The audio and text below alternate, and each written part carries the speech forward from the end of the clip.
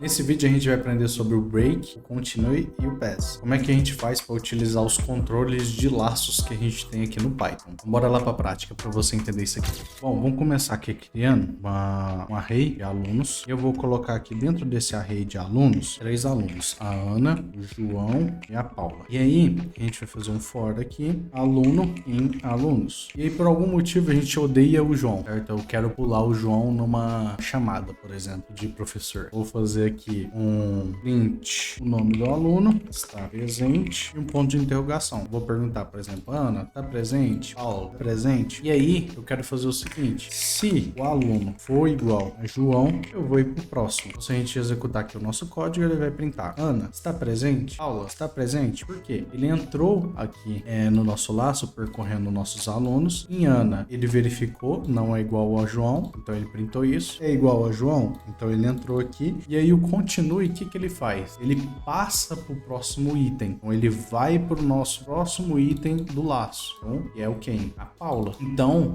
nesse caso aqui, ele não vai printar o print, porque chegou em João, ele passou para o próximo e não printou o João aqui. Perfeito? Então é assim que funciona o continue. E aí, determinado dia, eu tô de mal com a Paula. O que eu vou fazer aqui? Na hora que chegar a vez da Paula, eu quero encerrar a chamada. Então o que ele vai fazer aqui? Ele vai perguntar se a Ana tá presente, se o João tá presente. Chegou na Paula, eu não vou perguntar. Então se a gente rodar aqui o nosso script, ele perguntou, Ana, tá presente? João, tá presente? E na Paula não printou aqui. Então como é que funciona? Ele entrou no primeiro item, verificou se é igual a Paula, não, então ele printou. João não é igual a Paula, então ele printou. E aí chegou na Paula, o que ele faz aqui, esse break? Ele para e encerra o nosso laço. Então se eu quisesse, por exemplo, encerrar em Ana, eu poderia verificar aqui, ó, é igual a João e rodar aqui, ó, ele vai printar só da Ana, certo? Ou se eu posso fazer o seguinte, é igual a Ana, encerra. E aí no caso ele não vai perguntar de ninguém, entendeu? Então ele não passa pro próximo item, igual o continue faz, ele encerra o nosso laço, entendeu? Beleza? Bom, e agora a gente vai ver sobre o pass. Ele é utilizado para resolver problemas de sintaxe ali, quando você tem uma determinada condicional e você vai fazer ela futuramente, não por agora. Aí você vai lá e coloca um pass e bota um comentário, ó, fazer tal função que vai ficar nesse if aqui, e quando você terminar de fazer isso, você vai lá e substitui o pass por essa função ou trecho de código, entendeu? Mas antes, eu preciso te dar um recado muito importante, fica aí.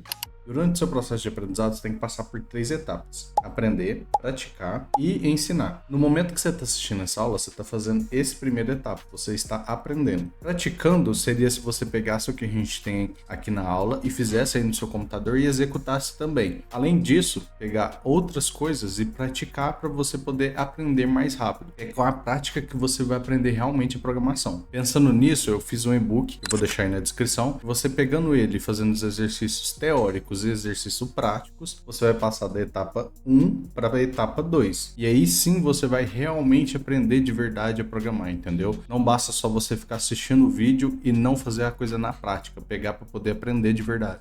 E o último que a gente tem aqui, ele é o pass. Então o que a gente vai fazer aqui? Eu vou criar um y igual a B e C. E aí eu vou fazer aqui um for item em y e vou printar aqui, ó, só como exemplo, chamada da função 1. Função a gente vai entender mais pra frente, mas só para você poder entender. Vou botar aqui, ó, chamada da função. E aí eu vou pôr aqui, ó, se nosso item for igual a A, eu vou fazer a chamada dessa função aqui. Se o item for igual a C, eu vou fazer uma chamada de uma função 3 aqui, beleza? E aí por que eu pulei o B? Porque aqui na empresa a gente ainda não fez a função 2.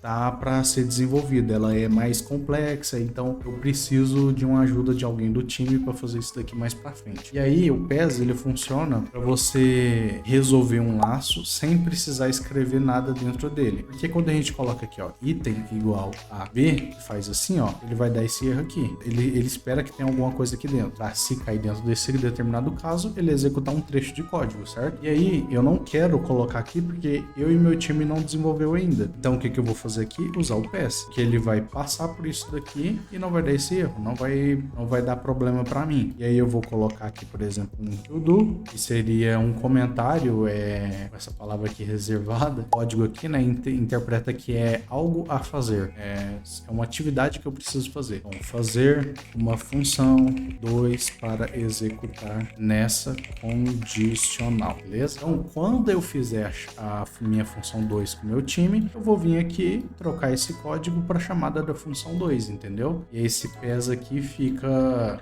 só resolvendo a parte de sintaxe aqui do meu código. Por que acontece? Se eu poderia muito bem tirar isso daqui e meu código funcionaria, certo? Só que eu não teria esse comentário aqui para me lembrar que eu preciso fazer isso daqui, entendeu? Para a opção B, para não ficar uma coisa batida, entendeu? Perfeito? Bom, se você sabe fazer laços, né? Utilizar o for, o while, sabe fazer o controle de loop agora que eu te ensinei, mas não sabe fazer condicionais, aqui não tá totalmente perfeito, as condicionais, tá errado, mas eu tenho um vídeo no canal explicando como é que faz isso aqui da maneira correta. Eu vou colocar no link na descrição e vai aparecer agora no final da tela para você poder assistir ele.